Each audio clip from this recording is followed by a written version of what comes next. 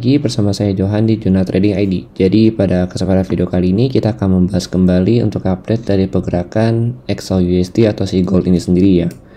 Nah kemarin itu kita sempat bahas bahwa pergerakan gold ini memang lagi cenderung turun karena memang ada trendline downtrendnya di sini ya. Kemudian kalau kita perhatikan ya, sepertinya untuk hari ini si gold itu sudah sampai di area sell kita yang pertama. Itu kurang lebih di harga 2004 sampai 2008. Kalau kita perhatikan sini dia sempat naik kurang lebih ke harga 2010. Ternyata masih terlihat gagal ya, belum bisa break dari zona yang pertama ini gitu. Nah ini kan kalau kita perhatikan kemarin kita ada kasih tanda juga kurang lebih di level dari harga 1995 ya, kita pas buat video kemarin. Kemudian saat ini lagi di harga 2004. Nah kalau saya perhatikan sih, selama dia masih belum bisa break dari level ini atau dari zona ini, dia masih bisa turun ya, lanjut turun seperti tanda panah yang kita buat kemarin dengan target harga di harga 2000, kemudian terendahnya itu di 1988 ya. Ini pertama ke sini dulu, baru yang kedua itu dia ke 1970 kembali gitu. Nah tapi yang perlu kita perhatikan di sini adalah bahwa data yang memang kita lihat ya untuk si DXY di hari kemarin ya mengenai ini saya jobless claim sama exciting home sales-nya itu memang kurang bagus untuk DXY, dimana kalau kita perhatikan dia itu yang diprediksikan adalah 240 ya untuk jobless claim-nya. Ternyata yang ngeklaim untuk jobless ini ternyata lebih banyak ya, lebih banyak 5000 yaitu sekitar 245. Kemudian untuk exciting home sales-nya itu juga memang menurun kalau kita perhatikan. Dari previous itu sekitar 4,55 turun ya menjadi 4,44 ya, dimana yang diprediksikan itu adalah sekitar 4,5. Jadi memang untuk data dari si DXY yang kemarin yang dihasilkan memang kurang bagus untuk si Amerika sendiri. Nah kalau kita perhatikan kenaikan gold juga diiringi dengan rilisnya data tersebut ya, memang karena datanya kurang bagus jadi si gold ini melanjutkan kenaikannya, tapi dia masih tertahan nih di level zona ini yang kita bahas kemarin gitu.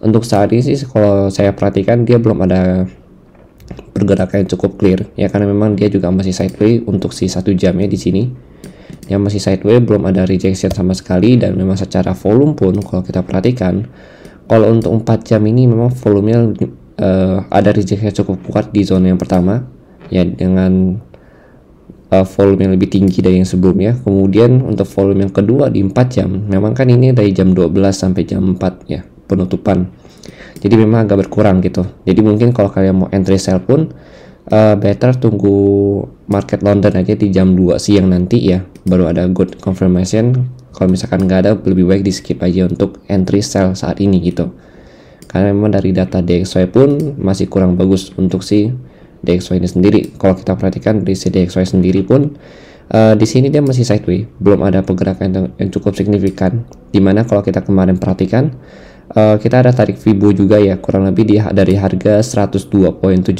sampai 100 ya 0.78 dia masih berhenti kurang lebih di Fibo 50 atau di golden rasionya dia ya untuk sampai saat ini ya. Memang kalau kita perhatikan sih dari tanggal 17 ya, 17 April kemarin sampai tanggal 21 April hari ini ya, atau sorry tanggal 20 April kemarin, itu dia masih sideways di zona kurang lebih range harganya itu 101.6 sampai 102.15. Jadi memang belum ada pergerakan juga untuk si DXY-nya. Tapi kalau untuk si gold memang di sini cukup merespon ya hasil dari news DXY tersebut. Dan kalau kita perhatikan ya secara volume untuk 1 jamnya itu masih dikuasain cenderung oleh si pihak buyer sendiri gitu. Karena kalau kita perhatikan dari volume ini pada saat dia posisi uptrend ya, itu masih lebih tinggi volume buyer ketimbang volume seller itu sendiri. Nah seller itu baru mulai masuk ke dalam pasar itu ketika dia berada di level zona kurang lebih di sini yang kita bahas kemarin di angka 2003 ya, sini sampai 2008.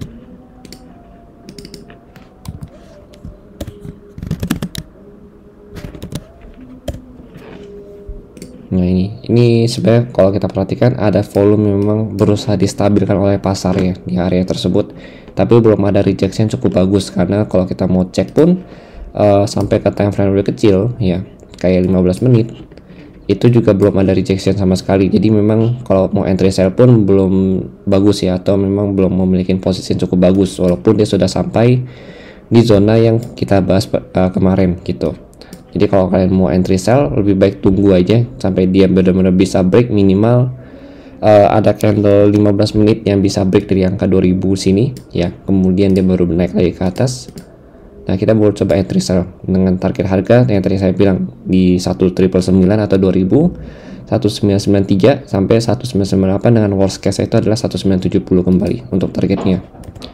Kemudian kalau untuk entry buy pun ya better sih kita tunggu dia break dari 2010 sih kalau kita mau ambil aman ya. Kalau misalkan untuk shortnya itu sekitar 2008 ya, berarti begitu dia bisa break dari 2008 ini ya kita tunggu dia balik lagi ke bawah sini ya, artinya ada candle yang bisa closing di atas height yang ini ya, height yang sebelumnya, baru dia lanjut ya kita baru coba entry dengan target kurang lebih 2010 sampai 2015 di situ. Jadi memang cukup short. Nah, yang perlu kita perhatikan untuk hari Jumat ini juga ada S&P yaitu sekitar jam 19.30 ya kalau nggak salah. Nah, itu juga harus diperhatikan, dan memang ini juga berkaitan dengan weekend yang dimana hari Jumat itu biasa harga pasar akan lebih volatilitasnya tinggi. Jadi kita memang harus lebih berhati-hati untuk hari ini gitu. Kalau saya sih memang belum ada posisi untuk saat ini ya, karena memang sell kemarin juga udah kena SL plus. Nah, jadi saya masih wait and see dulu untuk trade yang hari Jumat ini. Oke? Jadi kalau kalian punya pandangan lain juga untuk si gold ini, kalian boleh sharingkan di kolom komentar. Kita akan berdiskusi di sana. Oke, terima kasih dan sampai jumpa pada video berikutnya.